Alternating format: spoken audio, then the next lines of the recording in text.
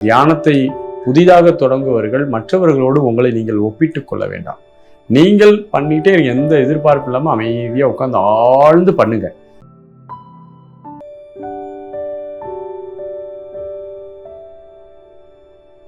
அனைவருக்கும் அன்பான வணக்கங்கள்.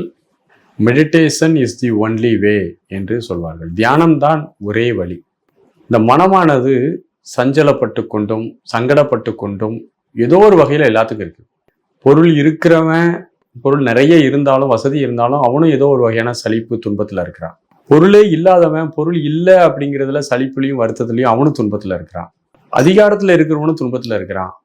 பெரிய புகழ் பெற்ற ஒரு பெரிய பெரிய ஆட்களும் திடீர்னு சூசைட் பண்ணி இறந்து போயிடுறான். என்ன மன கஷ்டம்னு தெரியல. அப்போ மனம் என்பது எல்லா தரப்பு மக்களுக்கும் சங்கடமாக இருப்பது அப்படிங்கிறத புரிஞ்சுக்கணும். அதுல பணம் இருக்கு, பணம் இல்லை, அதிகாரம் இருக்கு, அதிகாரம் இல்லை, புகழ் இருக்கு, புகழ் இல்லை, வசதி இருக்கு, அப்படிலாம் இல்லை. எல்லாருக்கும் மனம் இருக்கு.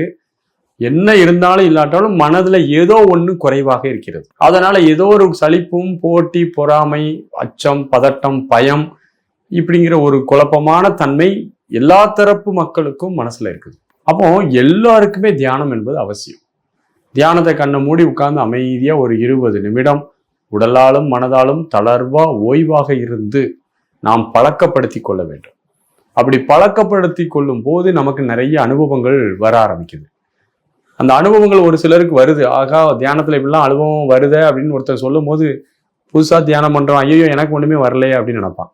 தியானத்துல அனுபவங்கள் அப்படிங்கிறது வேற ஒண்ணுமே இல்லை.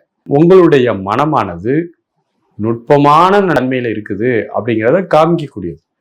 மனமானது உடல் வயப்பட்டு இருந்து இதெல்லாம் நுணுகி மனதின் தன்மைக்கு போய் சக்தியின் தன்மைக்கு மனம் பரிமாண மாற்றம் அடையும். மனம் நுணுகி நுணுகி நுணுகி போகும்போது மனிதன் இந்த உடல் உணர்வுகளால் புலன்களால் அறியக்கூடியவற்றை தாண்டி புலன் இல்லாமலே ஒன்றை அறிந்து கொள்ள முடியும். கண் இல்லாமலே ஒன்றை பார்த்து கொள்ள முடியும்.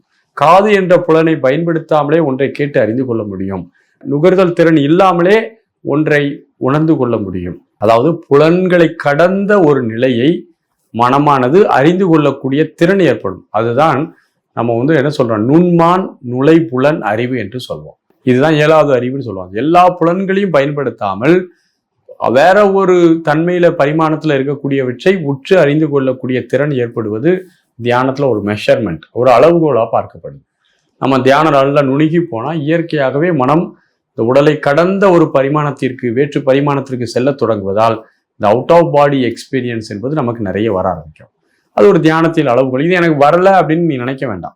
எந்த எதிர்பார்ப்பும் இல்லாமல் பொறுமையா தினசரி கடமையாக பல் தேய்ப்பது போல, குளிப்பது போல, உண்பது போல தியானம் என்பது உங்களுடைய இயல்புகளில் ஒன்றாக இருக்க வேண்டும். தியான முயற்சி தியான பழக்கமாக மாற வேண்டும்.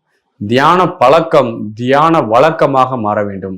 நம்ம நடந்தாலும் நின்றாலும் அமர்ந்தாலும் விழிப்புணர்வோடு எப்போதும் இருக்கக்கூடிய, அதாவது எல்லாமே நம்முடைய பிரஞைக்கு விழிப்புணர்வுக்கு உட்பட்டு உடலையும் மனதையும் நாம் நடத்த தொடங்கிட்டோம்னா 24/7 மெடிடேட்டிவ் ஸ்டேட்ல தான் இருப்போம். ஆகவே நம்ம தியானத்தை புதிதாக தொடங்குவர்கள் மற்றவர்களோடு உங்களை நீங்கள் ஒப்பிட்டுக் கொள்ள வேண்டாம். நீங்கள் பண்ணிட்டே எந்த எதிர்பார்ப்பு இல்லாமல் அமைதியாக உட்காந்து ஆழ்ந்து பண்ணுங்க. பண்ணிட்டே இருங்க. உங்களுக்கு இயற்கையாகவே தியான அனுபவங்கள் ஒவ்வொன்றாக வர தொடங்கும். அனுபவங்களை எதிர்பார்க்க தொடங்கினால் உங்களுக்கு தியானம் டிஸ்டர்ப் ஆக ஆரம்பிச்சு. அனைவருக்கும் வாழ்த்துக்கள். நன்றி, வணக்கம்.